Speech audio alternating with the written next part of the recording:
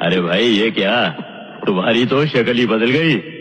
सिर्फ शक्ल ही नहीं चौधरी साहब, इसके इरादे भी बदल गए हैं। ये कहता है अब हमारे साथ काम नहीं करेगा।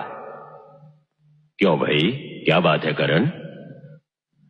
अगर कोई पैसे की बात। पैसों की बात नहीं है चौधरी साहब, बस मन से उठ गया इन सब चीजों से। इज्जत की जिंदगी जीना चाहता हूं, अपना घर बसाना चाहता हूं। ये तो और भी खुशी की बात है।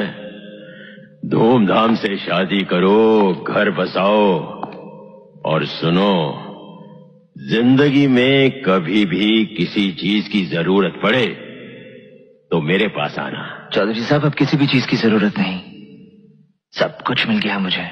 मेरा आशीर्वाद तेरे साथ है।